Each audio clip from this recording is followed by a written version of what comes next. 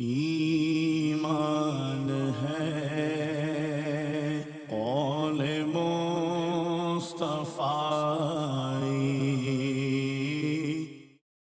الحمد لله رب العالمين والصلاة والسلام على سيد الأنبياء والمرسلين أما بعد فأعوذ بالله من الشيطان الرجيم بسم الله الرحمن الرحيم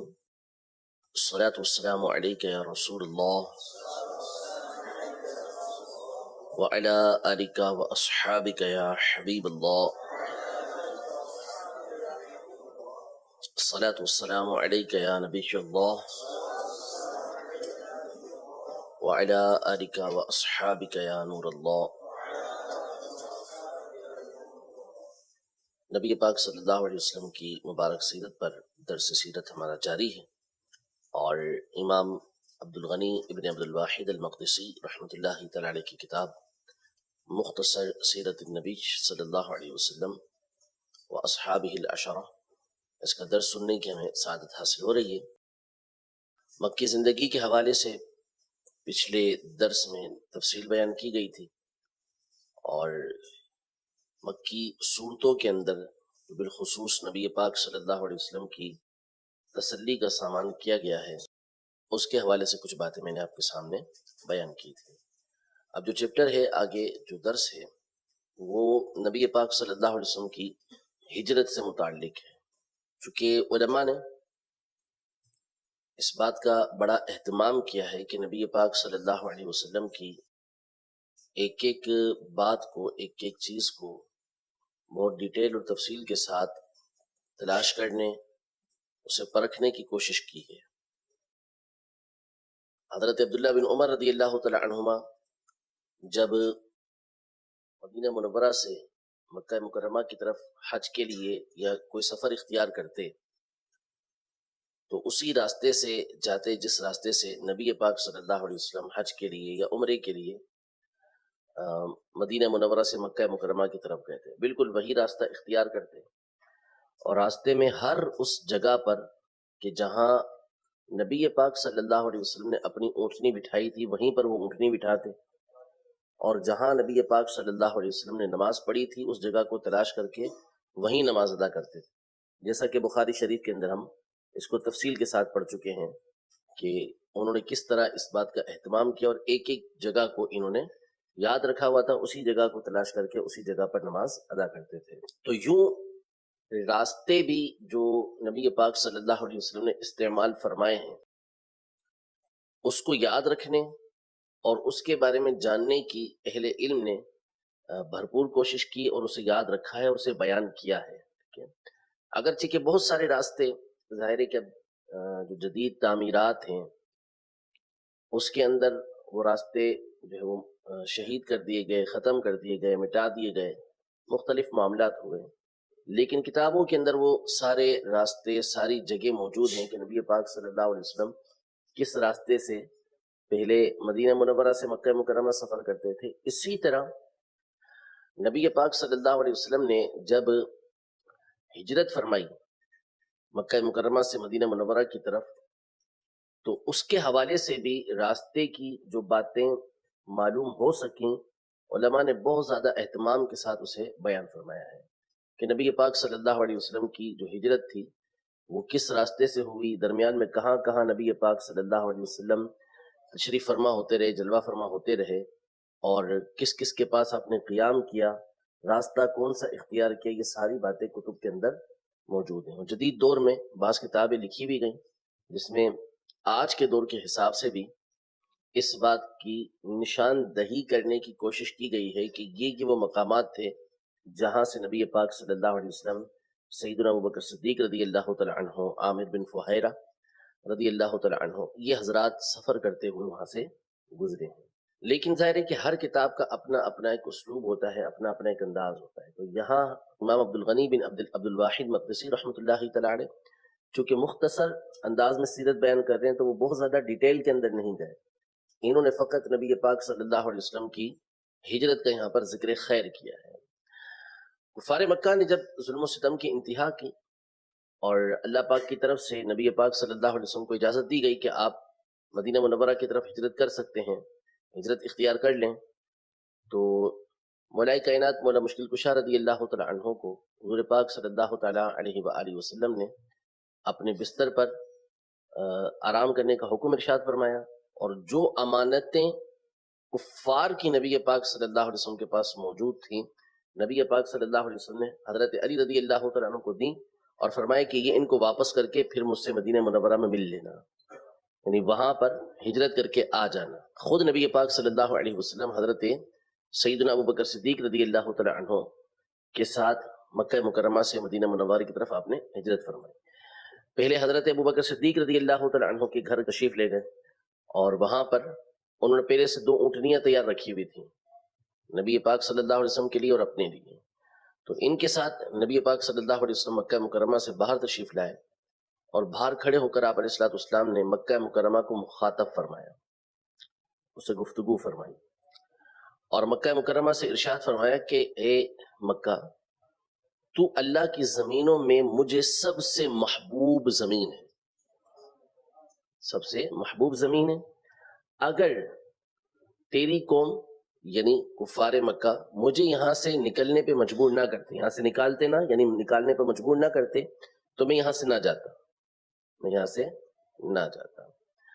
مکہ مکرمہ کی محبوبیت کو نبی پاک صلی اللہ علیہ وسلم نے بیان فرمایا۔ پھر اس کے بعد اللہ پاک نے مدینہ منورہ کی محبت اگرچہ کہ مکہ مکرمہ سے زیادہ نبی پاک صلی اللہ علیہ وسلم کے دل میں پیدا فرمائی، محبت ڈالی، لیکن اس وقت بھی اور بعد میں بھی نبی پاک صلی اللہ علیہ وسلم مکہ مکرمہ سے بہت زیادہ محبت کیا کرتے تھے۔ تو یوں مکہ مکرمہ سے نبی پاک صلی اللہ تعالیٰ علیہ وآلہ وسلم اور حضرت ابوبکر صدیق رضی اللہ تعالیٰ عنہ اور حضرت ابوبکر صدیق رضی اللہ تعالیٰ عنہ کے آزاد کردہ غلام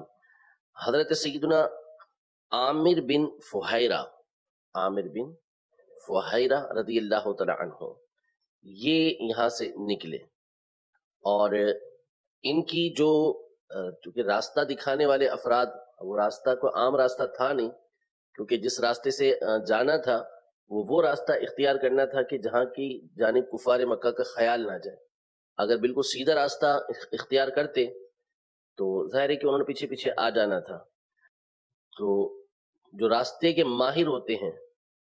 جن کو خریت بھی کہا جاتا ہے، ایسے افراد اس زمانے کے اندر پائے جاتے تھے۔ تو جیسے آج بھی گائیڈز ہوتے ہیں مختلف جو راستہ بتاتے ہیں، تو عبداللہ بن اریقط اللیثی یہ وہ شخص تھا کہ جو راستے کا رہنما بنا، یعنی راستہ دکھانے والا بنا۔ اس کے بارے میں صاحب کتاب کا امام عبد الغنی ابن عبد الواحد المقدسی رحمۃ اللہ تعالی علیہ کا موقف یہی ہے، اور اسی کو اکثر علماء نے بیان کیا کہ اس کے اسلام کے بارے میں معروف نہیں، کہ یہ جو عبداللہ ابن اریقط اللیثی ہے یہ اسلام لایا، ایسا کوئی تذکرہ کتابوں کے اندر موجود نہیں ہے۔ تو فرمایا کہ وَلَمْ نَعْرِفْ لَهُ اسلاما، ہم اس کے اسلام کے بارے میں نہیں جانتے، اسی کو اکثر علماء نے اختیار کیا ہے۔ ٹھیک ہے، تو پہلے تو حضرت ابوبکر صدیق رضی اللہ تعالیٰ عنہ نبی پاک صلی اللہ علیہ وآلہ وسلم کے ساتھ ہجرت کے لیے ساتھ جانے کی انہوں نے سعادت حاصل کی، جس کا واقعہ بخاری شریف کے اندر موجود ہے کہ حضرت برا بن عازب رضی اللہ تعالیٰ عنہ کے والد سے جب حضرت ابوبکر صدیق رضی اللہ تعالیٰ عنہ نے کجاوا خریدا تھا، تو انہوں نے پھر یہی کہا تھا کہ ہم کجاوا آپ کے گھر پہ اسی وقت پہنچائیں گے جب ہمیں ہجرت کا واقعہ بیان کریں گے۔ تو اس میں حضرت ابوبکر صدیق رضی اللہ تعالیٰ عنہ نے ہجرت کا واقعہ بیان کیا کہ میں نبی پاک صلی اللہ تعالیٰ علیہ وآلہ وسلم کے ساتھ چلا، اور راستے کی جو خدمتیں تھیں ان میں سے کچھ خدمتوں کو حضرت ابوبکر رضی اللہ تعالیٰ عنہ نے بیان فرمایا، جس میں وہ جملہ بڑا خوبصورت اور پیارا ہے جو بخاری شریف کے اندر پڑھ کے آئے۔ وہ چٹان تلاش کی جس میں سایہ موجود تھا نبی پاک صلی اللہ علیہ وسلم کے لیے، وہ جگہ صاف کی انہوں نے، بالکل اس کو ہموار کیا، اور آپ علیہ السلام کے لیے چادر بچھائی کہ آپ اس پہ آرام فرمائیں، اور خود ارد گرد دیکھنے کے لیے نکلے۔ پھر ایک چرواہے سے دودھ حاصل کیا، دودھ حاصل کر کے نبی پاک صلی اللہ علیہ وسلم کے پاس آئے، آپ علیہ السلام آرام فرما تھے، انتظار کرتے رہے۔ جب نبی پاک صلی اللہ علیہ وسلم جاگے تو دودھ پیش کیا ٹھنڈا کر کے،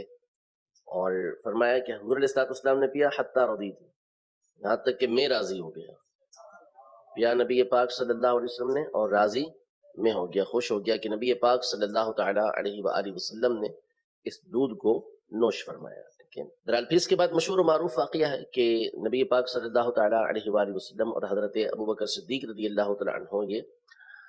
غار ثور میں پہنچے اور وہاں تقریباً 3 راتوں تک قیام فرمایا. یعنی تھے یہ 2 حضرات ہی، حضرت ابوبکر صدیق رضی اللہ تعالیٰ عنہ نبی پاک صلی اللہ علیہ وسلم کے ساتھ تھے، اور آپ کے جو غلام تھے حضرت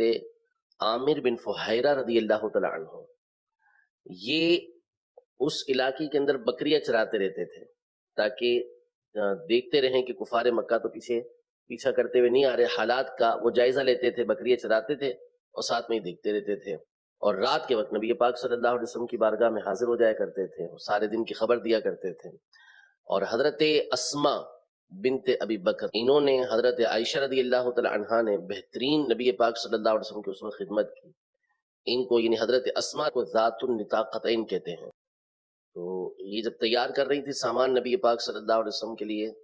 تو کوئی چیز باندھنے کے لیے نہیں تھی، تو اپنے ایک کپڑے کا اظہار بند انہوں نے لیا اور اس کو 2 ٹکڑے کر کے اس سے سامان وغیرہ باندھ دیا، کھانے کا سامان، دیگر چیزوں کو باندھ دیا. تو اس وقت سے ان کی کنیت ذات النطاقتین پڑ گئی تھی. تو بہترین خدمت کرنے کی ان حضرات کو، اس خاندان کو، سیدنا ابوبکر صدیق رضی اللہ تعالیٰ عنہ کے خاندان کو سعادت حاصل ہوئی. عامر بن فہیرہ رضی اللہ تعالیٰ عنہ، یہ بھی حضرت ابوبکر صدیق رضی اللہ تعالیٰ عنہ کے آزاد کردہ غلام ہیں. یہ بالکل ابتدا کے اندر ایمان لے آئے تھے. عامر بن فہیرہ رضی اللہ تعالیٰ عنہ قدیم الاسلام ہیں، تو ان کا آقا ان کے اوپر بہت زیادہ ظلم کیا کرتا تھا، غلام تھے یہ. تو حضرت ابوبکر رضی اللہ تعالیٰ عنہ نے ان کو خرید کر آزاد کر دیا تھا. اور بیر معونہ کا جو واقعہ ہوا تھا جس میں قرہ شہید کیے گئے تھے، اس میں یہ شہید ہوئے تھے. اور جب یہ شہید ہوئے تھے تو ان کو ملائکہ نے آسمان کی طرف اٹھا لیا تھا. جب ان کے پیٹ کے اندر نیزہ لگا تھا تو اس میں سے نور نکلا تھا. تو بڑے جو ہے وہ قدیم الاسلام اور مرتبے والے، عظمت والے صحابی رضی اللہ تعالیٰ عنہ. یہ حضرت ابوبکر رضی اللہ تعالیٰ عنہ کے آزاد کردہ غلام تھے، تو یہ خدمت کا فریضہ سر انجام دے رہے تھے. اور عبداللہ بن اریقط اللیثی کو تیار کرنے والے کے راستہ یہ دکھائے گا، یہ بھی حضرت ابوبکر صدیق رضی اللہ تعالیٰ عنہ تھے. بہرحال نبی پاک صلی اللہ تعالیٰ علیہ وآلہ وسلم نے غار ثور میں قیام فرمایا 3 دن تک. یہ بڑا بابرکت غار ہے اور اس کو کئی سعادتیں حاصل ہوئیں، اور سب سے بڑھ کر یہ کہ نبی پاک صلی اللہ تعالیٰ علیہ وسلم اس میں تشریف فرما ہوئے ہیں. تو آج بھی لوگ خاص اس مقام کی زیارت کے لیے جاتے ہیں، حالانکہ اس پہ چڑھنا آسان نہیں ہے، بہت اونچا غار ہے، بہت اونچا غار ہے. اور بعض کتابوں کے اندر یہ موجود ہے کہ حضرت ابوبکر صدیق رضی اللہ تعالیٰ عنہ نے اپنے کندھے پر نبی پاک صلی اللہ علیہ وسلم کو اٹھانے کی سعادت حاصل کی اور اٹھا کر نبی پاک صلی اللہ علیہ وسلم کے ساتھ غار ثور تک پہنچے. یہ بھی ان کی سعادتیں تھیں جو اللہ پاک نے عطا فرمائی. پھر اس پر مشہور واقعات موجود ہیں کہ کفار مکہ پیچھا کرتے کرتے کرتے یہ غار ثور کے قریب پہنچ گئے تھے. تو اللہ پاک کے حکم سے وہاں پہ چند معاملات پیش آئے. سب سے پہلے تو یہ ہوا کہ مکڑی نے جو ہے وہ اس غار کے اوپر جالا بن دیا، اور 2 وحشی کبوتروں کو حکم ہوا تو انہوں نے وہاں پر انڈے دے دی. پھر اللہ پاک کے حکم سے وہاں ایک درخت اگا جس نے اس غار کو چھپا لیا، یعنی بعد میں اس کے اوپر چھا گیا وہ. تو ایک اندیشہ تھا کہ کفار مکہ اگر جھانک کے دیکھتے تو نظر پڑ جاتی، لیکن اللہ پاک نے انتظام ایسے فرما دیے کہ ان کو شبہ بھی نہ گزرے کہ نبی پاک صلی اللہ علیہ وسلم یہاں پر تشریف لے کر آئے ہیں. ٹھیک ہے، یعنی انہوں نے جب یہ مکڑی کا جالا دیکھا تو ان میں سے بعض نے یہ کہا کہ یہ تو محمد صلی اللہ علیہ وسلم کی ولادت سے بھی پہلے کا جالا ہے. یعنی مکڑی کا جالا تو کمزور ہوتا ہے،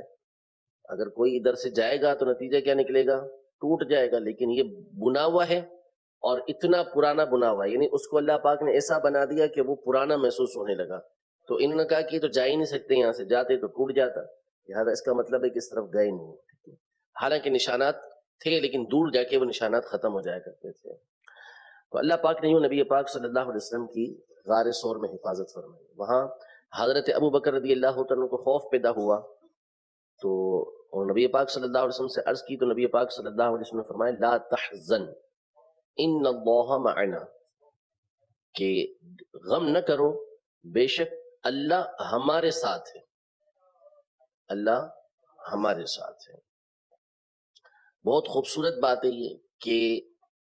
نبی پاک صلی اللہ علیہ وسلم نے یوں نہیں فرمایا جیسے سیدنا موسیٰ علیہ السلام نے فرمایا. انہوں نے بھی حق فرمایا، انہوں نے بھی درست فرمایا، ان معی ربی سیہدین، کہ بے شک میرے ساتھ میرا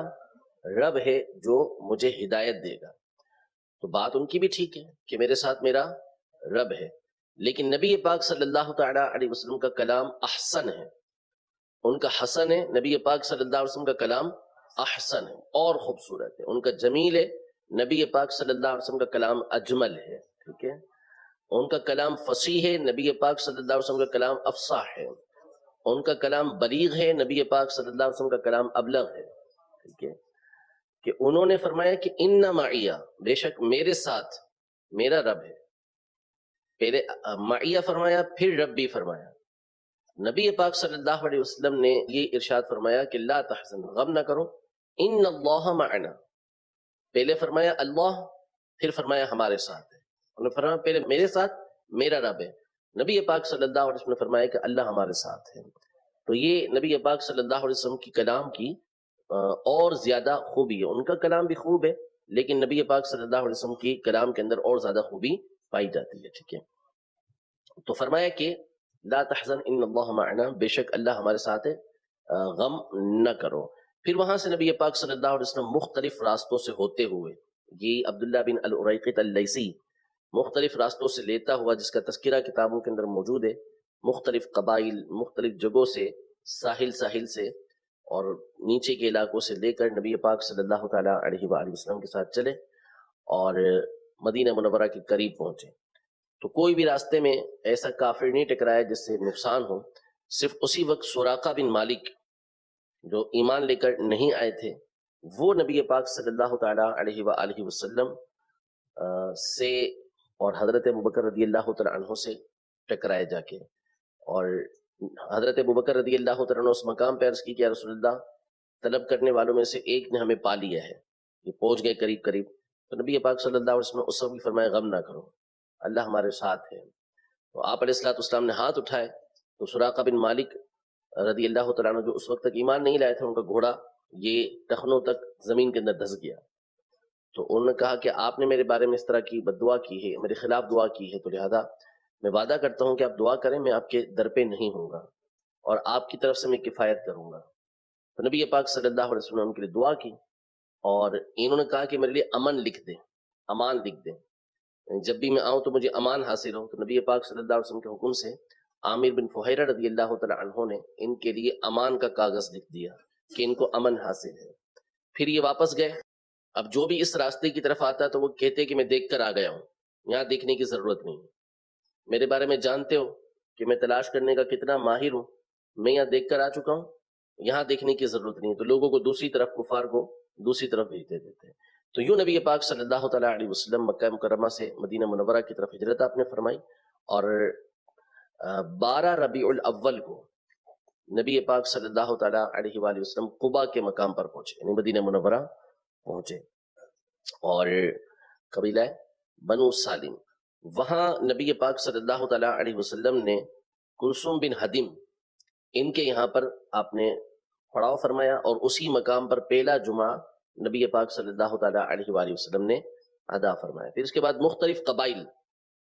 یہ نبی پاک صلی اللہ علیہ وسلم سے ملتے رہے، اور ہر ایک گزارش کرتا رہا کہ آپ صلی اللہ علیہ وسلم ہمارے یہاں پر تشریف فرما، ہمارے یہاں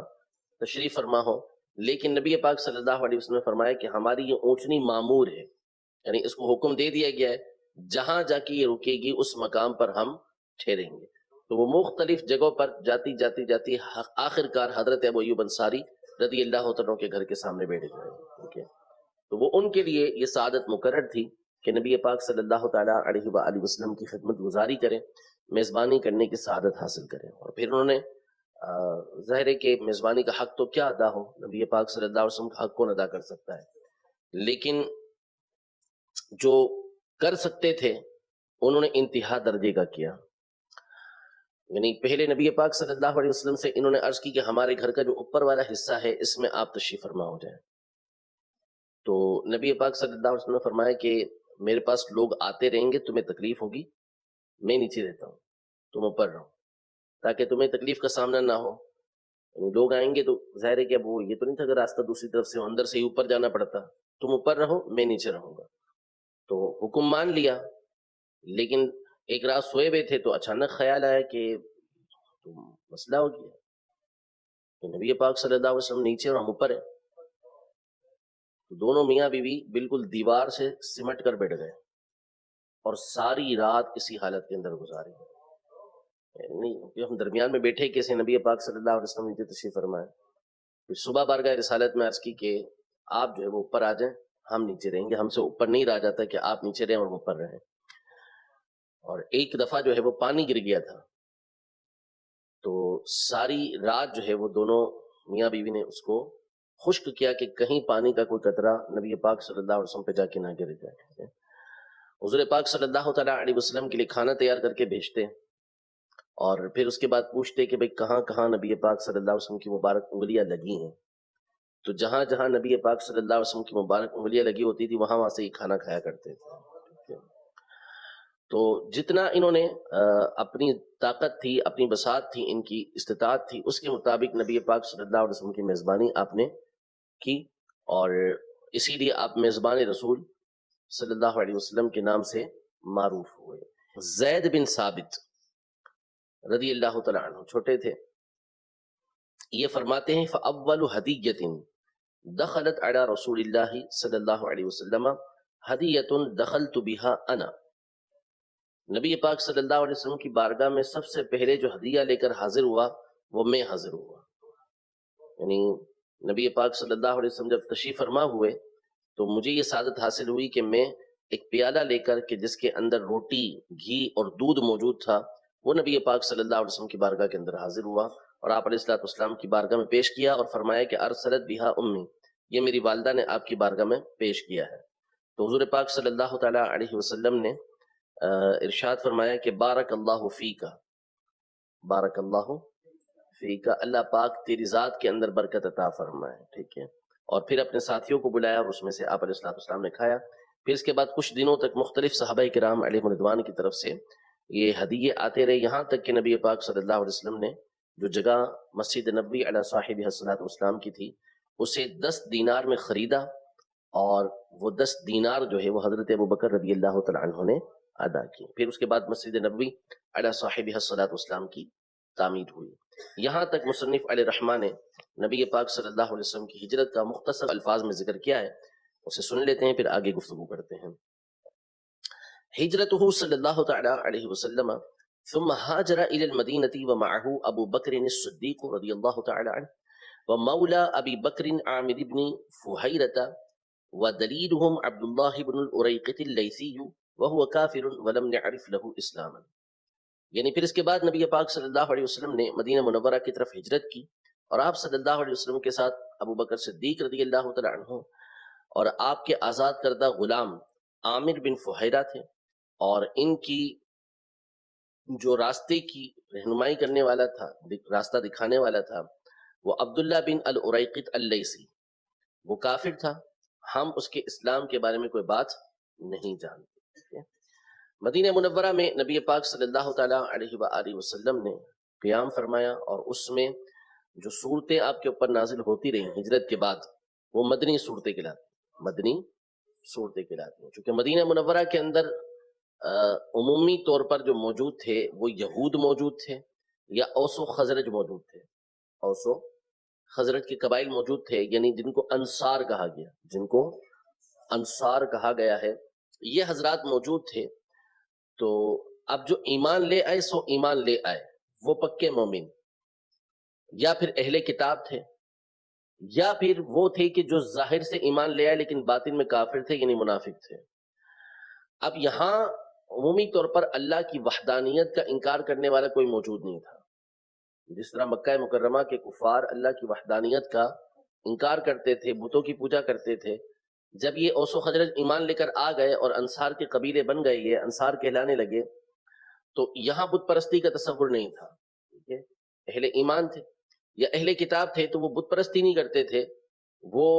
دیگر ان کے عقائد کے اندر خرابیاں تھی، اور سب سے بڑی خرابی یہ کہ وہ نبی پاک صلی اللہ علیہ وسلم پر ایمان لے کر نہیں آئے. ٹھیک ہے. تو اس لیے عمومی طور پر مدنی صورتوں میں اللہ پاک کی وحدانیت کے اوپر دلائل قائم نہیں کیے گئے، سوائے چند ایک مقامات پر جب عیسائیوں سے مباحثہ ہوا، مناظرہ ہوا، تو اس میں دلائل قائم کیے گئے کہ حضرت عیسیٰ علیہ السلام اللہ کے بندے ہیں، اللہ کے بندے اور اس کے رسول ہیں، خدا نہیں ہیں. اس کے اوپر دلائل قائم کیے گئے. اسی طرح ان میں جو تھے وہ آخرت کا عقیدہ رکھنے والے بھی موجود تھے، اتنا مانتے تھے کہ مر کر اٹھایا جائے گا. پھر ان کے اپنے اپنے نظریات تھے کہ ان کا یہ ذہن بنا ہوا تھا کہ جنت کے اندر داخل ہوگا ہی وہ کہ جو یہودی ہوگا یا عیسائی ہوگا، تو ان کا رد کیا گیا ان باتوں کے اوپر، ٹھیک ہے۔ لیکن عمومی طور پر جو مدنی صورتیں ہیں اس میں اب آئندہ زندگی گزارنی کیسے ہے، احکام شرعیہ کیا ہیں، حدود کیا ہیں، کن باتوں کے اوپر کس طرح کی سزائیں ملیں گی، ان چیزوں کو ذکر کیا گیا ہے۔ یعنی احکام شرعیہ کو، زندگی گزارنے کے طریقہ کار کو ذکر کیا گیا ہے کہ اس طریقے سے زندگی کو گزارنا ہے، کیا کیا چیزیں حرام کی گئیں، کن چیزوں کی اجازت دی گئی، یہ عمومی طور پر چیزیں مدنی صورتوں کے اندر بیان کی گئی ہیں، کیونکہ اب جو تھی وہ ریاست مدینہ قائم ہو چکی تھی، لہذا اب ریاست چلانی کیسے ہے، ریاست کے اندر ہوں گی کیا کیا باتیں، وہ باتیں مدنی صورتوں کے اندر بیان کی گئی، ٹھیک ہے۔ تو مصنف علیہ رحمہ نے یہاں پر اس پر زیادہ گفتگو نہیں کی، فقط اتنا انہوں نے بتایا ہے کہ نبی پاک صلی اللہ تعالی علیہ وآلہ وسلم مدینہ منورہ کتنے عرصے رہے، اور پھر آپ علیہ السلام نے دنیا سے پردہ فرمایا۔ اس حوالے سے گفتگو کر رہے ہیں، سماعت فرمائیں، اسی دوران انشاءاللہ تفصیل بھی کچھ سنتے ہیں۔ فرماتے ہیں وفاتہ صلی اللہ علیہ وآلہ وسلم، نبی پاک صلی اللہ علیہ وسلم کا دنیا سے پردہ فرمانا، وصال فرمانا۔ وَأَقَامَ بِالْمَدِينَةِ 10 سنین، نبی پاک صلی اللہ علیہ وسلم مدینہ منورہ میں 10 سال تشریف فرما رہے، جلوہ گر رہے۔ وَتُوَفِّيَ وَهُوَ ابْنُ 63، اور جب آپ نے دنیا سے پردہ فرمایا تو اس وقت آپ کی عمر مبارک 63 سال تھی، 63 ایئرز آپ کی عمر تھی، 63 سال میں آپ نے دنیا سے پردہ فرمایا۔ وقیل 65، ایک قول یہ ہے کہ نبی پاک صلی اللہ علیہ وسلم کی وصال کے وقت عمر 65 سال تھی۔ وقیل 60، اور ایک قول یہ ہے کہ نبی پاک صلی اللہ علیہ وسلم کی عمر مبارک 60 سال تھی۔ والاول اصح، لیکن صحیح بات کون سی ہے؟ پہلی والی، 63 سال۔ اس پر اتفاق ہے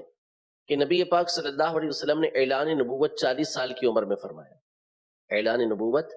40 سال کی عمر میں فرمایا، اور اس پر بھی اتفاق ہے کہ نبی پاک صلی اللہ علیہ وسلم نے مدینہ منورہ میں 10 سال گزارے۔ اختلاف جو آتا ہے وہ اس میں آتا ہے کہ آپ علیہ السلام نے اعلان نبوت کے بعد مکہ مکرمہ میں کتنے سال گزارے، مکہ مکرمہ میں کتنے سال گزارے، تو وہاں صحیح بات یہ ہے کہ 13 سال گزارے۔ 3 سال وہ تھے کہ جس میں نیکی کی دعوت، اسلام کی دعوت پوشیدہ طور پر دی، اور 10 سال وہ تھے کہ جس میں کھل کر آپ علیہ السلام نے کفار کو اسلام کی دعوت دی۔ تو یوں 13 سال صحیح قول کے مطابق آپ نے اعلان نبوت کے بعد مکہ مکرمہ کے اندر گزارے، تو یوں ٹوٹل عمر آپ علیہ السلام کی 63 سال بنتی ہے۔ اسی کو اکثر علماء نے اختیار کیا ہے۔ وَتُوفِّيَ صلی اللہ علیہ وسلم یوم الاثنین حین اشتد الضحى لثنتي عشرة ليلة خلت من شهر ربيع الأول، وقيل لليلتين خلتا منه، وقيل لاستهلال شهر ربيع الأول۔ یعنی نبی پاک صلی اللہ علیہ وسلم نے دنیا سے جو پردہ فرمایا وہ پیر کا دن تھا، آپ علیہ السلام کا وصال پیر کے دن ہوا۔ یعنی اس پر بھی اتفاق ہے کہ نبی پاک صلی اللہ علیہ وسلم کی ولادت پیر کے دن ہوئی، کیونکہ صحیح حدیث مبارکہ میں جب آپ علیہ السلام کے سے پوچھا گیا کہ آپ پیر کو روزہ کیوں رکھتے ہیں تو فرمایا فیہ ولدت، میں اس میں پیدا ہوا۔ تو جب نبی پاک صلی اللہ علیہ وسلم نے خود ارشاد فرما دیا کہ میں اس میں پیدا ہوا، تو اس کا مطلب کیا ہوا کہ اس میں کوئی اختلاف ہو ہی نہیں سکتا، ٹھیک ہے۔ اچھا، اسی طرح یہ حدیث مبارکہ تو صحیح مسلم کے اندر موجود ہے۔ جب پوچھا گیا کہ آپ پیر کا روزہ کیوں رکھتے تو فرمایا کہ اسی میں مجھ پر جو ہے وہ پہلی دفعہ وحی نازل ہوئی، پیر کے دن۔ جبکہ صحیح ابن خزیمہ وغیرہ کی ایک روایت کے اندر ہے وہ فیہ اموتو، یہی وہ دن ہوگا کہ جس میں میں انتقال کروں گا دنیا سے، وصال جو ہوگا وہ پیر ہی کا دن ہوگا۔ ایک روایت کے اندر یہ الفاظ زائد موجود ہیں، ٹھیک ہے۔ باقی اس کے علاوہ صحیح بخاری شریف کے اندر عائشہ رضی اللہ تعالی عنہا سے جب حضرت ابوبکر رضی اللہ تعالیٰ عنہ نے پوچھا تھا یاد دہانی کے لیے کہ کس دن نبی پاک صلی اللہ علیہ وسلم کا وصال ہوا، تو انہوں نے بتایا تھا کہ پیر کے دن نبی پاک صلی اللہ علیہ وسلم کا وصال ہوا تھا۔ تو یوں پیر کا دن تو متفق علیہ ہے کہ پیدائش بھی نبی پاک صلی اللہ علیہ وسلم کی پیر کے دن ہوئی، اور دنیا سے پردہ بھی آپ نے پیر کے دن فرمایا۔ جیسا کہ حضرت آدم علیہ السلام جمعہ کے دن پیدا ہوئے اور جمعہ کے دن ہی اپنے دنیا سے وصال فرمایا، لیکن اس کے باوجود جمعہ کیا ہے؟ عید المسلمین ہے، پیدا اسی دن ہو رہے ہیں، انتقال بھی اسی دن ہو رہا ہے، پھر بھی کیا ہے؟ مسلمانوں کی عید ہے، جس دن روزہ رکھنا بھی کیا ہوتا ہے؟ جائز ہوتا ہے، ٹھیک ہے؟ اگر خاص جمعے کی نیت سے نہ رکھے تو مطلقاً جائز، مطلقاً جائز، اور اگر آگے پیچھے ملا لے تو مسئلہ ہی نہیں، اور روزوں کا ثواب کیا ہوتا ہے؟ بڑھ جاتا ہے۔ تو عید کس معنی میں؟ خوشی کا دن، عید کس معنی میں؟ خوشی، حالانکہ اسی دن حضرت آدم علیہ السلام پیدا ہو رہے ہیں، اسی دن کیا کر رہے ہیں؟ انتقال ہو رہا ہے، اس کے باوجود اعتبار کس کا کیا گیا؟ پیدائش کا، پیدائش اس دن ہوئی، عید کا دن بھی فرمایا، روزہ رکھنے کی بھی اجازت موجود ہے، آگے پیچھے ملا لے تو اس طرح سے کوئی مسئلہ ہے ہی نہیں، ٹھیک ہے؟ تو اس لیے یہ اعتراضات یہ صرف اور صرف شیطانی وساوس ہیں کہ جی اسی دن نبی پاک صلی اللہ علیہ وسلم کا وصال ہوا، یا عید کا دن ہے تو عید کے دن روزہ نہیں ہو سکتا۔ بھائی وہ عید وہ ہے کہ جس میں نبی پاک صلی اللہ علیہ وسلم نے روزہ رکھنے سے منع کیا، یہ عیدیں وہ ہیں کہ جس سے نبی پاک صلی اللہ علیہ وسلم نے روزہ رکھنے سے منع نہیں کیا، ٹھیک ہے؟ آپ لوگوں نے بھی تو شوال کی دوسری اور تیسری عید بنا لی ہے نا، حالانکہ عیدیں تو دو ہی تھیں، عید الفطر اور عید الاضحیٰ، لیکن ہم کتنی عید کہتے ہیں؟ آج عید کا دوسرا دن ہے، آج عید کا تیسرا دن ہے، ٹھیک ہے؟ تو عید کا دوسرا دن یعنی شوال کا جو دوسرا دن ہوتا ہے، 2 تاریخ 3 تاریخ، اس میں روزہ رکھنا ٹھیک ہوتا ہے نہیں ہوتا؟ جائز ہی ہوتا ہے، رکھا ہی جا سکتا ہے دوسرے اور تیسرے دن، حالانکہ اس کو آپ کیا کہہ رہے ہوتے ہیں؟ عید کہہ رہے ہوتے ہیں، حرام کام کر رہے ہوتے ہیں، نہیں کر رہے ہوتے نا، ظاہر سی بات ہے، درست ہے اس کو عید کے نا کہ خوشیوں کا دن ہے، خوشی منائی جا رہی ہے تو کوئی مسئلہ نہیں ہے، شریعت اجازت دیتی۔ ہاں شرعی عید کہ جس میں نماز مقرر کی گئی ہے، جس میں روزہ رکھنا ممنوع قرار دیا گیا ہے، وہ عید الاضحیٰ اور عید الفطر ہے، ٹھیک ہے؟ تو بہرحال نبی پاک صلی اللہ علیہ وسلم نے پیر کے دن وصال فرمایا، وقت بیان کیا کہ جب سورج بلند ہو چکا تھا، حین اشتد الضحیٰ، یعنی چاش کا وقت جو ہے وہ اپنے عروج پر تھا، تو ظہر کا وقت شروع ہونے سے پہلے کچھ پہلے نبی پاک صلی اللہ تعالیٰ علیہ وآلہ وسلم نے دنیا سے پردہ فرمایا تھا، ٹھیک ہے؟ اب اس میں پھر 3 طرح کے اقوال ہیں کہ وہ تاریخ کون سی تھی جو یہاں مصنف علیہ رحمہ ذکر کر رہے ہیں۔ ایک قول یہ ہے کہ 12 ربیع الاول تھی، 12 ربیع الاول، اسی دن نبی پاک صلی اللہ علیہ وسلم نے وصال فرمایا، لیکن اس میں بہت قیل و قال ہے، بہت زیادہ قیل و قال ہے کہ بھئی یہ 12 تاریخ بنتی بھی ہے یا نہیں بنتی۔ کئی علماء نے اس پر تحقیق کر کے اس بات کو ثابت کیا کہ 12 بنتی ہی نہیں ہے، 12 بنتی ہی نہیں ہے، لیکن اگر تسلیم کر بھی لیا جائے تو بہرحال اس میں کوئی حرج نہیں ہے کہ اس دن جو ہے وہ جشن منایا جا سکتا ہے کہ نبی پاک صلی اللہ علیہ وسلم کی ولادت کس دن ہوئی ہے۔ ایک قول یہ ہے کہ نبی پاک صلی اللہ علیہ وسلم کی جو وصال کی تاریخ ہے وہ 2 ربیع الاول ہے، 2 ربیع الاول، جبکہ ایک قول یہ ہے کہ ربیع الاول کے چاند کے نظر آتے ہی نبی پاک صلی اللہ تعالی علیہ وسلم نے وصال فرمایا، یعنی پہلی تاریخ کو نبی پاک صلی اللہ علیہ وسلم کا وصال ہوا، ٹھیک ہے؟ وَدُفِنَ لَيْلَةَ الْأَرْبِعَاءِ وَقِيلَ لَيْلَةَ الثُّلَثَاءِ، آپ علیہ الصلوۃ والسلام کو جو دفنایا گیا، تدفین آپ علیہ الصلوۃ والسلام کی ہوئی وہ بدھ کی رات کو، یعنی منگل کا دن گزر گیا اس کی رات کو، یا پیر کا دن گزر گیا اور پیر اور منگل کی درمیانی رات میں نبی پاک صلی اللہ علیہ وسلم کو دفنایا گیا، یعنی ایک قول یہ ہے کہ اسی رات کو، اور ایک قول یہ ہے کہ دوسری رات کو نبی پاک صلی اللہ علیہ وسلم کو دفنایا گیا۔ وَكَانَتْ مُدَّةُ عِلَّتِهِ 12 يَوْمًا وَقِيلَ 14 يَوْمًا، نبی پاک صلی اللہ علیہ وسلم کو جو مرض رہا جس میں نبی پاک صلی اللہ علیہ وسلم نے دنیا سے پردہ فرمایا، اس کی مدت کتنی تھی؟ تو ایک قول یہ ہے کہ 12 دن نبی پاک صلی اللہ علیہ وسلم بیمار رہے، اور ایک قول یہ ہے کہ 14 دن نبی پاک صلی اللہ علیہ وسلم بیمار رہے،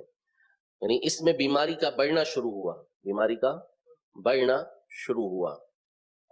اگر اس حساب سے آپ دیکھیں گے تو 12 ربیع الاول اس وقت کس دن تھی؟ پیر کے دن، پیر کے دن تھی، تو 5 ربیع الاول کب بنی؟ پیر کے دن بنی، یعنی اس سے پہلے والی جو پیر آئے گی وہ کب آئے گی؟ 5 ربیع الاول کو، اور پیچھے آپ چلے جائیں تو آخری جو تاریخیں بنیں گی، یعنی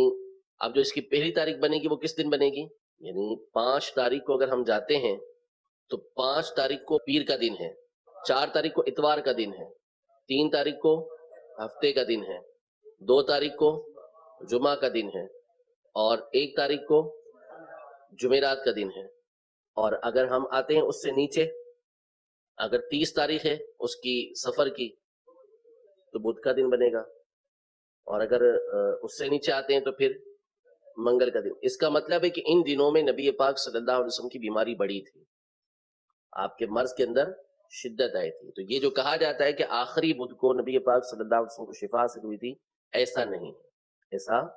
آخری بدھ کا آپ حساب لگائیں 12 دن سے یا 14 دن سے، دونوں قولوں کے مطابق کیا ہوگا کہ اس دن نبی پاک صلی اللہ علیہ وسلم کی